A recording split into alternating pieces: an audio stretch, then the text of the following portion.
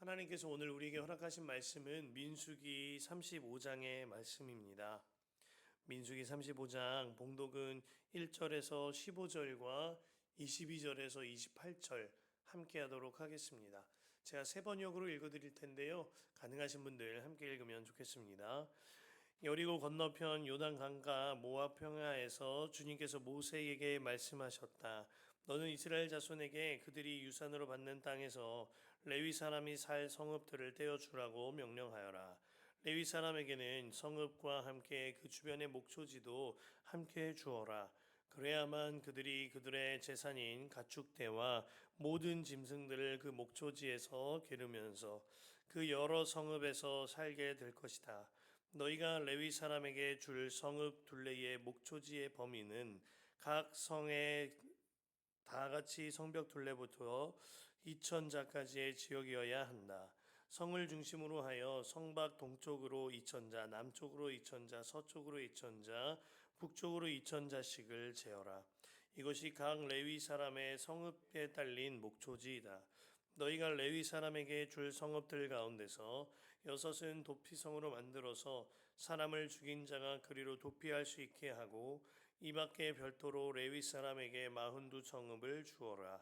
너희는 레위 사람에게 모두 48 성읍과 거기에 딸린 목초지를 주어야 한다. 이스라엘 자손이 가지고 있는 땅을 떼어서 그것을 레위 사람에게 줄 때에는 각 지파들이 받는 몫의 비율대로 떼어내도록 하여라. 많이 가진 지파에서는 많은 성읍을 떼어내고 적게 가진 지파에서는 적게 떼어내어라.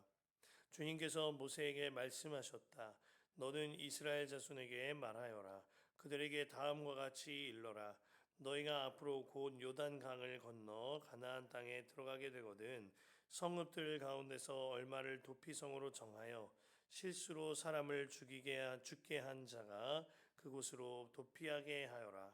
그 성읍들을 복수자를 피하는 도피처로 삼아서 사람을 죽게 한 자가 회중 앞에서 재판을 받기 전에 죽는 일이 없도록 하여야 한다. 너희가 레위 사람에게 줄 성읍들 가운데서 이들 6성읍을 너희의 도피성으로 삼아라. 그 가운데서 세 성읍은 요단 강 동쪽에 두고 나머지 세 성읍은 가나안 땅에 두어 도피성이 되게 하여라. 이들 6성읍은 이스라엘 자손은 물론이거니와 외국인이나 너희와 함께 사는 본토인이면 누구든지 실수로 사람을 죽게 한 자가 도피하는 곳이 될 것이다. 22절에서 28절입니다. 그러나 아무런 원한도 없이 사람을 밀치거나 몰래 숨어 있다가 무엇을 던지거나 한 것이 아니고 잘못 보고 굴린 돌이 사람에게 맞아 그를 죽게 하였으면 그 가해자가 피해자의 원수가 아니고 더욱이 그를 해칠 의사가 전혀 없었던 것이므로 회중은 이러한 규례에 따라서 그 가해자와 피를 보복할 친족 사이를 판단해야 한다. 회중은 그 살인 혐의를 받은 사람이 피를 보복할 피해자의 친족에게서 보복을 당하지 않도록 그 살인 혐의자를 그가 도피한 도피성으로 돌려보내야 한다.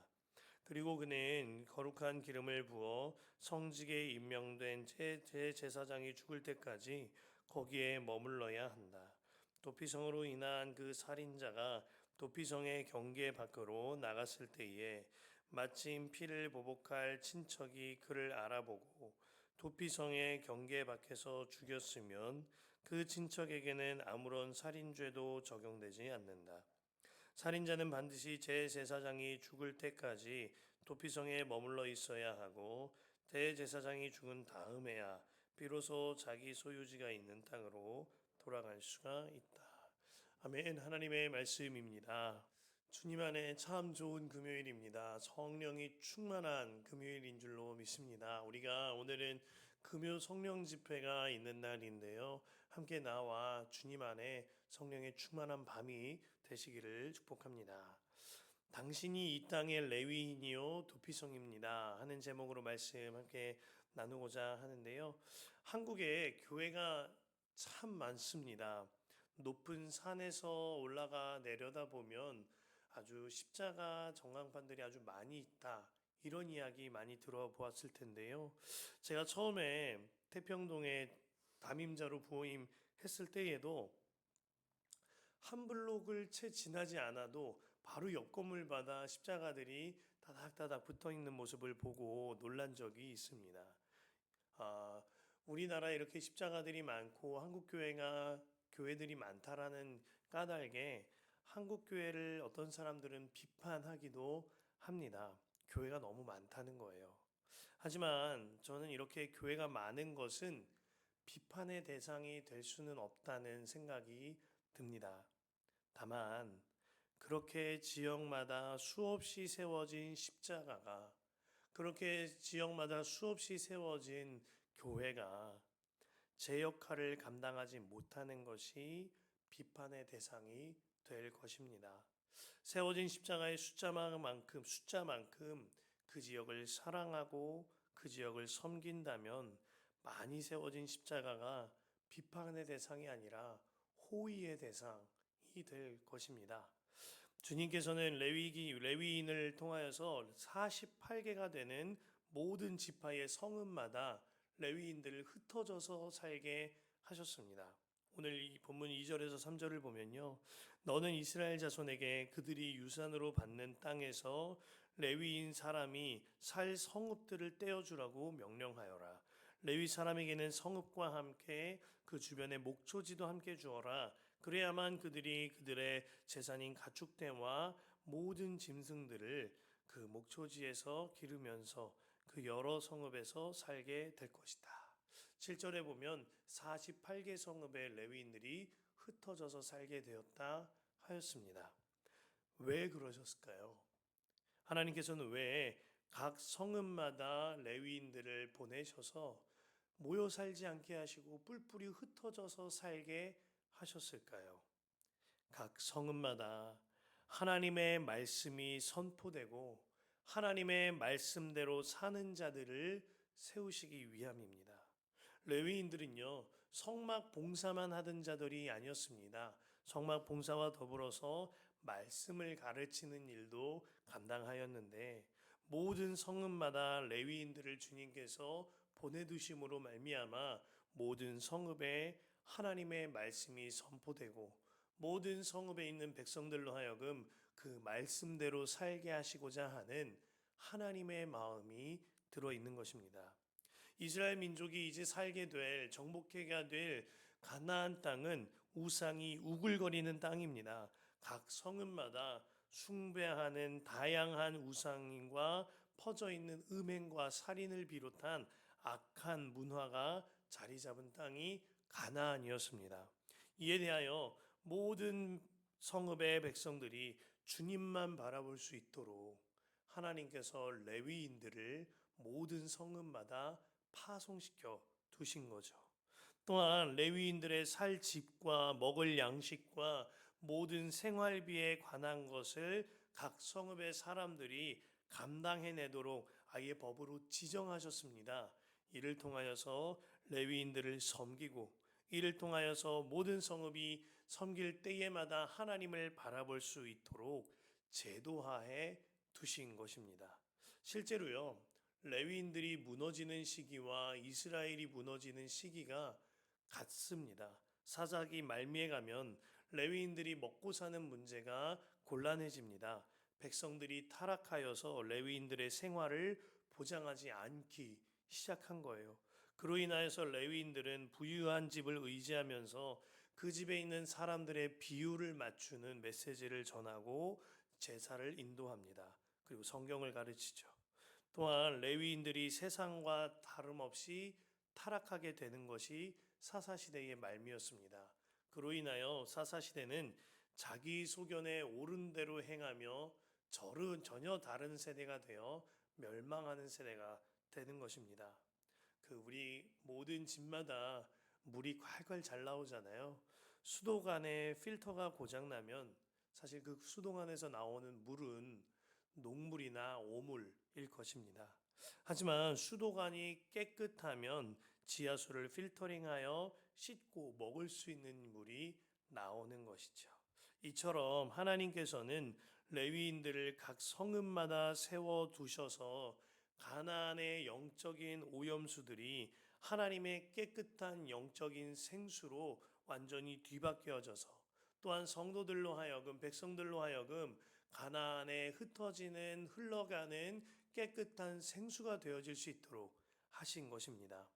오늘날 한국 교회와 성도들이요, 이러한 레위인처럼 모든 지역마다 모든 성읍마다 세움 받은 겁니다.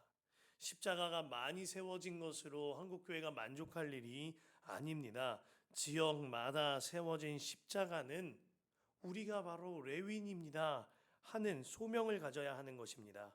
그리고 그 지역의 말씀을 가르치고 지켜내어야 합니다. 이 말씀은 잘못된 방법으로 큰 소리를 내면서 지역에 영향력을 끼쳐라 하는 소리가 아닙니다. 직접 하나님의 말씀을 살아내는 교회가 되어서 하나님의 말씀대로 사랑하고 하나님의 말씀대로 섬기고 화해하고 용서하며 그 말씀을 지역마다 주님의 말씀을 가르치고 섬겨야 하는 사명이 레위인과 같은 교회에 있는 것입니다. 우리 교회는요, 큰 교회는 아닙니다. 하지만 분명하게 주님이 세워주신 교회입니다. 그래서 주님께서 세워주신 그 사명을 감당하고자 애쓰고 또 몸부림치는 것입니다. 지난 십자가 부흥회를 지나면서 정말 아주 작은 금액이었지만 그 작은 금액일지라도 우리 지역의 한부모 가정 돌봄센터에 흘려보낼 수 있었습니다. 성남 땅 안에 레위인과 같은 교회로 서보고자 애써 본 것이죠. 또한 루안다에 파송된 한 분의 선교사님을 위하여서 힘에 닿도록 섬깁니다. 무엇보다 그와 그의 가정과 사역을 위하여 우리가 기도하고 있죠. 루안다 땅에 주님의 레위인을 파송하여 또 하나의 십자가를 그곳에 세운 것입니다. 지난 주일에는 이웃사랑 주일이라고 하여서요, 함께 노방전도를 감당하였습니다. 오는 토요일에도 노방전도를 감당합니다. 아주 작은 일일지 모릅니다. 하지만 우리 교회에서는 힘이 닿도록 행하는 일이기도 한 것입니다. 저는 이 모든 사역들이 주님 보시기에 너희 새신교회가 이 땅의 레위인이다. 너가 이 지역에 세워진 십자가 사명을 감당하는 레위인이다 하여 주시는 마음이 듭니다. 본문에서 우리가 함께 주목할 바가 있어요. 주님께서는 레위인들을 성막에만 머물게 하지 않으시고 모든 성읍마다 흩어두셨다는 겁니다. 그렇습니다. 한국교회는요, 모이기에 힘쓰므로 말미암아 모두 흩어져서 가서 전하라 하신 하나님의 사명을 감당해 내어야 하는 것이죠. 제가 레너드 스윗의 듀류신학교 레너드 스윗 교수님의 4M 교회에 대하여 나눠드린 적이 있는데요. 첫 번째는 미니스트리 철치라는 겁니다. 사명을 감당하는 선교적 교회가 있다는 거죠. 가장 이상적인 교회입니다. 첫 번째로 미셔너리 철치입니다. 선교적 교회, 사명을 감당하는 교회인 거죠. 그리고 둘째로 미니스트리 철치가 있습니다.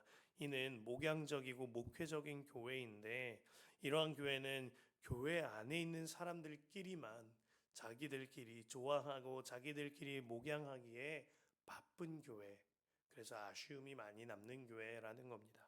그 다음으로는 메인텐선스 철치, 곧 현상 유지적 교회, 관리하는 교회가 있습니다. 건물을 보수하듯이 사람들을 관리하기에 급급한 교회가 되는 겁니다. 넷째로 뮤지엄 철치, 곧 박물관처럼 굳어져 버린 교회가 된다는 겁니다. 열정도 생명도 눈물도 없으면서 기도와 헌신도 순종도 없이 그저 역사 속에 잊혀져 가는 교회가 된다는 거죠. 여기에 제가 하나 더 붙여서 마케팅 철치, 장사하는 교회가 있다는 말씀 드렸습니다. 교회가 세상과 다름없이 돈에 목매어 종교 장사하는 교회가 되어버린다는 말씀입니다. 마치 사사기 말미의 레위인들처럼 우리 교회는 지금 미셔너리 철치, 사명을 감당하고 선교 사역을 감당하는 교회가 되었습니다. 그 길에 들어섰습니다. 그렇게 가야만 합니다. 하지만 여기서 우리가 만족하지 아니하고 더욱더 하나님의 뜻을 구해야 합니다.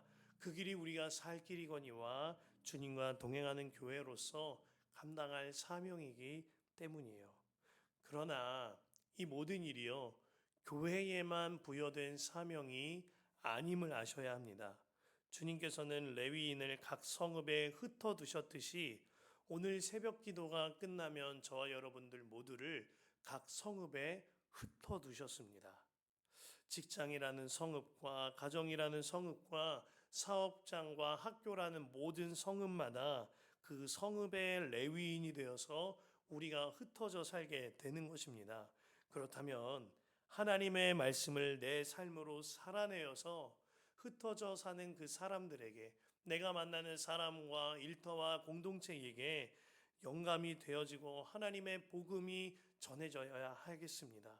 그리하여 교훈이 되어지는 삶을 살아야 해요. 레위인들은 입술로만이 아니라 그들의 성막 봉사 곧 그들의 행실로 하나님의 말씀을 살아내었습니다. 이것이 우리가 각 성읍에서 감당해야 할 사명인 것이죠.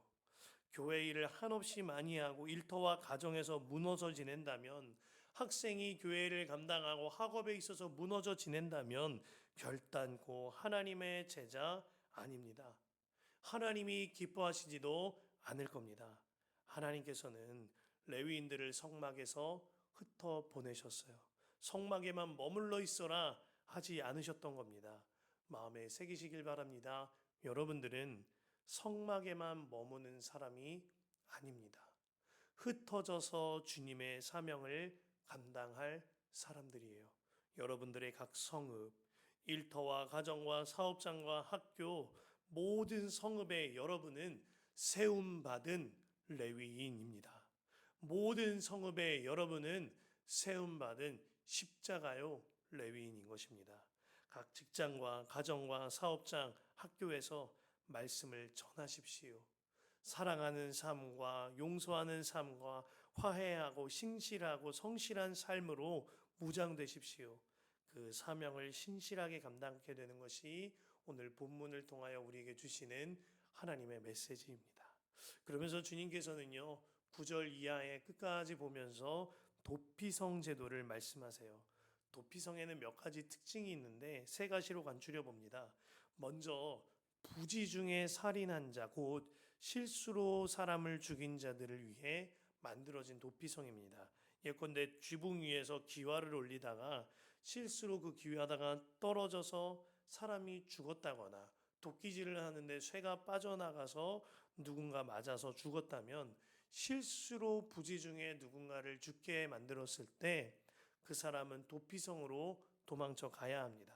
고대 시대에 거칠었던 율법과 사람들로 인하여서 그 피해자의 가족들로 인하여서 보복을 당할 수도 있기 때문입니다. 또한 도피성읍은 이 48개 성읍 중에 요단강 동쪽과 서쪽 각 3곳에 6곳에 세워집니다. 그리고 전승에 의하면 성읍마다 도피성으로 가는 길에 대한 커다란 팻말이 있었다고 하죠. 그리고 누구든지 이 도피성에 피할 수 있게 하여 주셨습니다. 그 말씀이요 13절에서 15절까지 기록되어 있어요.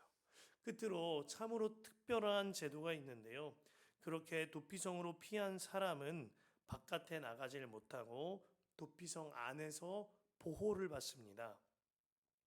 그 도피성 안에 살던 대제사장이 나이가 들어서 죽게 될 때까지 그 도피성에서 지내다가 그 대제사장이 죽게 되었을 때가 되어서야 도피성으로 인한 피한 사람의 모든 죄가 씻김받고 도피성 바깥에서 생활할 수 있게 되어집니다. 이 말씀이 우리가 붙잡을 말씀인데 28절이에요. 살인자는 반드시 대제사장이 죽을 때까지 도피성에 머물러 있어야 하고, 대제사장이 죽은 다음에야 비로소 자기 소유지가 있는 땅으로 돌아갈 수 있다. 이 도피성 제도는요, 나를 위하여 십자가 지셔서 나를 대신하여 죽으신 예수 그리스도를 예표하는 제도입니다. 부지 중에 살인한 자는 곧 우리를 뜻하지요. 우리는 사실 본래부터 죄인이어서 선택권이 없이 마음으로부터 살인하고 간음하는 죄를 지었습니다. 도무지 우리가 구원받을 방도가 없어요. 뿐만 아니라 실수로 혹은 의도치 않게 마음으로 살인하고 음란하는 것뿐만 아니라 의도적으로 누군가에 대하여 폭력하고 판단하고 정죄하는 것이 우리입니다. 헌데 주님께서 우리의 도피성이 되어 주셔서 우리를 대신하여 십자가 지심으로 말미암아 우리를 살려 주셨어요. 그리하여 우리를 영원한 생명에 들어가게 하신 겁니다. 도피성 제도에서 대제사장이 죽어야만 우리 모든 죄가 씻김 받는다 하였는데, 이처럼 우리의 대제사장 되신 예수 그리스도께서 십자가에 달려 돌아가심으로 말미암아 우리의 모든 죄가 씻김 받은 것입니다. 중요한 것은 도피성에 피한 그 죄인은요, 대제사장이 죽는 그날까지 대제사장과 함께 살았다는 거예요. 그렇다면 그동안 나를 보살펴주고 나를 보호해 주었던 대제사장이 죽었을 때, 그의 죽음을 볼 때 도피성에 피했던 그 죄인의 마음이 어땠을까요? 대제사장에 대한 감격과 감사에 그 은혜에 몸둘 바를 몰랐을 겁니다. 이제 그가 자유몸이 되었을지라도 늘 제사장을 잊지 못했을 겁니다. 그래서 저는 이 도피성의 말씀을 읽을 때마다 마음의 눈이 붉어졌었습니다. 주님이 내 도피성이 되셔서 날 구원해 주실 뿐만 아니라 나와 함께 사신다. 그 은혜와 사랑의 감격이 너무나 큰 거예요. 그런데 이제는요, 말씀을 묵상하는데 주님이 물으시는 것 같습니다. 그렇다면 너도 도피성으로 살고 있느냐?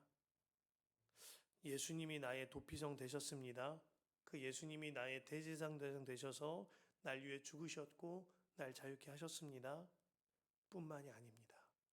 여기까지는 예수님의 예표죠. 본편은 그 예수님께서 완전한 도피성 되어 주셔서 3일 만에 부활하실 뿐만 아니라 하늘에 승천하셨고 지금도 내 안에 성령으로 오셔서 함께하고 계십니다. 완전한 도피성 되신 주님이 내 안에 살고 계세요. 그렇다면 그 주님과 동행하면 나 또한 도피성이 되어져야 하는 겁니다. 이틀 전에 저희 아이들을 아침에 등교와 등원을 이렇게 준비하고 있는데 저희 첫째가 먼저 내려가서 기다리겠다는 겁니다. 그래서 내려가 있어라 했더니 아이가 얼마 지나지 않아 사색이 돼서 2층으로 올라왔어요. 문을 두드리고 저한테 얘기하는 거예요. 아빠, 너무너무 미안해. 아빠, 너무너무 죄송해요. 애가 사색이 돼서 부들부들 떨면서 자기가 아빠한테 말을 하지 않고 운전석 차 문을 열었는데 열다가 옆에 차를 살짝 닿았다는 거예요. 그러면서 이 아이 표현에 아빠, 아주 조금, 진짜 조금 흠집이 났어. 정말 미안해. 하는 거예요. 나름대로 자기 마음에 진솔한 마음으로 솔직하게 용서를 구하고 자기 잘못을 와서 고백하는 일이었습니다. 근데 그 이야기를 듣는데 제가 그 아이의 진지한 표정과 그리고 진솔한 고백을 듣기보다 부끄럽게도 제 머릿속에 계산기가 먼저 돌아가는 거예요. 누구 차지? 어떤 차지? 금액은 얼마가 나오지? 그래서 아주 굳어진 얼굴로 1층으로 내려갔습니다. 그런데 앞불싸 긁은 차가 하필 외제차였던 거예요. 그래서 그 순간에 아이를 보듬어주고 품어주기보다 차에 타 있어. 아주 무섭게 말을 하고 마음을 추스리는데 혼이 났습니다. 아이는 무서워서 벌벌 떨고 울고 있고 학교 가는데 달래주기는 했습니다만 아이는 터벅터벅 시무룩하게 들어가고 저는 좋지 않은 마음으로 오전을 지냈습니다. 그런데 하나님이 저한테 이런 말씀을 주시는 거예요. 슬기야, 나는 너의 모든 실수도 모든 죄도 너의 모든 것을 다 덮어주었다. 너도 그렇게 해줄 수는 없는 것이냐? 기도하던 중에 때마침 그 주간이 이번 한 주간이 저희 아이 학교의 공개 수업 주간이어서 점심시간에 아들 학교로 찾아갔습니다. 그리고 진심으로 사과했어요. 내가 너의 실수를 덮어주지 못해서 미안하다고. 아빠는 하나님 아버지로부터 다 용서받았는데 나는 너의 잘못을 잘 다뤄주지 못해서 미안하다고 사과했습니다.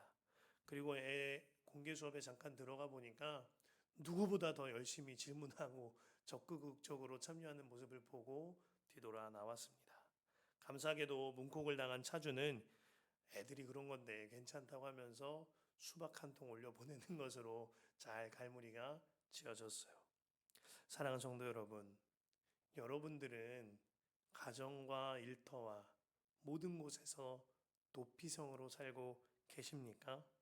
아니면 아직도 누군가를 정죄하고 핍박하는 예수 믿지 않는 사람과 똑같이 사십니까? 여러분의 도피성 되신 예수님이 여러분 안에 살고 계십니다.